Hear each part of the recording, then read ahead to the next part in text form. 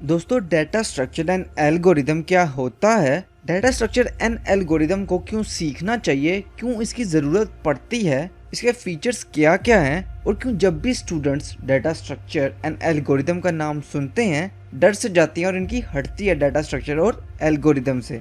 आइए डिटेल में बात करते हैं। तो दोस्तों, डिटेल में जाने से पहले मैं आपको बता दूं कि इस कोर्स का जो मेन पर्पस है वो ये है कि आपको data structure and algorithm start से लेके एंड तक सिखाया जाए और जिन स्टूडेंट्स की डाटा स्ट्रक्चर से हटती है उनको डाटा स्ट्रक्चर एंड एल्गोरिदम बिल्कुल सिंपल सी और आसान सी एग्जांपल्स दे के समझाया जाए ताकि उनके जितने भी कॉन्सेप्ट्स हैं वो सारे क्लियर हो जाएं। इसके अलावा जो डाटा स्ट्रक्चर एंड एल्गोरिदम के जो इंटरव्यू क्वेश्चंस हैं मैं आपको वो भी साथ साथ पढ़ाता जाऊंगा, मतलब करवाता जाऊंगा, ताकि आप लोग जॉब इंटरव्यूज और इंडस्ट्री के लिए भी साथ साथ रेडी होते जाएं। इसके अलावा मैं साथ साथ आपको क्विज और असाइनमेंट्स दूंगा जिससे आपकी प्रोग्रामिंग लॉजिक्स भी मजीद बढ़ेगी। तो दोस्तों, अब हम बात करते हैं कि data structure and algorithm basically होता क्या है। तो दोस्तों, इसका जो सिंपल आंसर है वो ये है कि डाटा स्ट्रक्चर एंड एल्गोरिदम एक वे है डाटा को स्टोर करने का और डाटा को ऑर्गेनाइज करने का। तो दोस्तों, इसका सिंपल आंसर ये है कि डाटा स्ट्रक्चर एंड एल्गोरिदम एक वे है कंप्यूटर में डाटा को स्टोर करने का और डाटा को ऑर्गेनाइज करने का। और गाइज, यहाँ पर एक क्वेश्चन पैदा होता है कि कंप्यूटर में किस जगह डाटा को ऑर्गेनाइज किया जाता है और स्टोर किया जाता है। तो गाइज, बेसिकली आप लोग रैम में अपने डाटा को स्टोर करते हैं और ऑर्गेनाइज करते हैं। तो गाइज, मैं आपको अब इसका कंक्लूजन बताता हूँ। डाटा स्ट्रक्चर का मेन पर्पस ये है कि डाटा को ऑप्टिमाइज किया जाए और ऐसा ऑप्टिमाइज किया जाए कि डाटा मेमोरी में कम से कम जगह ले। अब मेमोरी में कम से कम जगह क्यों ले और डाटा को ऑर्गेनाइज करने की ज़रूरत क्यों पड़ी?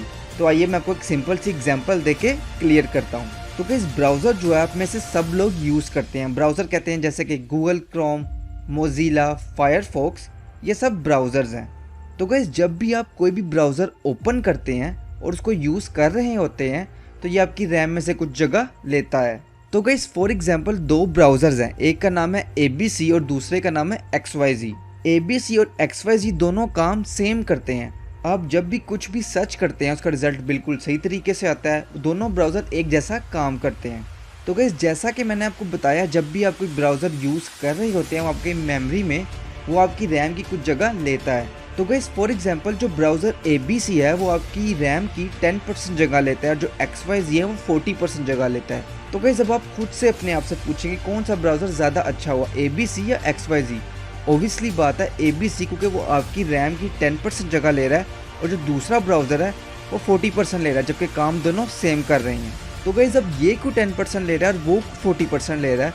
ये सारा कुछ डाटा स्ट्रक्चर एंड एल्गोरिदम की वजह से हो रहा है। आप कह लें कि जो ABC है उसका डाटा स्ट्रक्चर एंड एल्गोरिदम बहुत अच्छे तरीके से लिखा गया है, इसीलिए वो कम जगह ले रहा है। जो दूसरा है उसका इतने अच्छे तरीके से नहीं लिया गया, इसीलिए वो 40% जगह ले रहा है।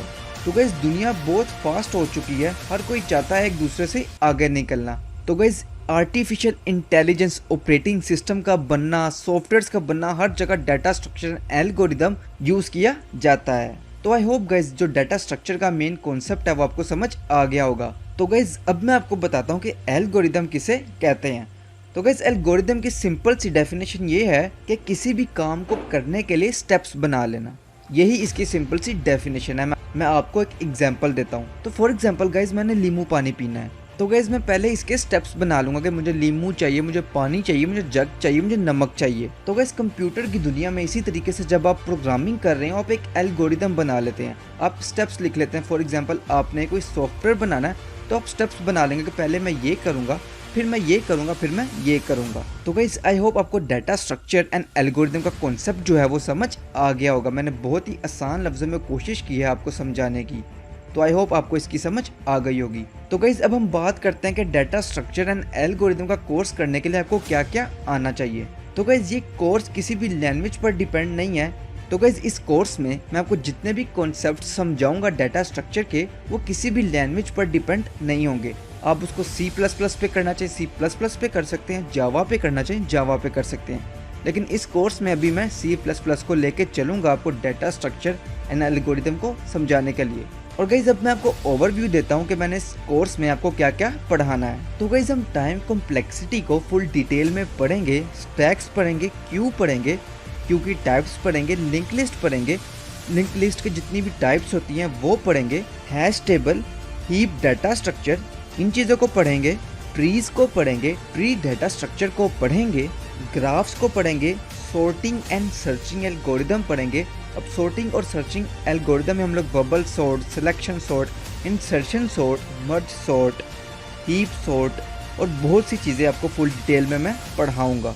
तो आई होप गाइज आपको ये वीडियो पसंद आई होगी। कोई भी क्वेश्चन और किसी भी हवाले से डायरेक्ट मेरे से इंस्टाग्राम पर पूछ सकते हैं, नहीं तो यूट्यूब के कमेंट सेक्शन में पूछ सकते हैं। Thank you so much guys, you all have a good day.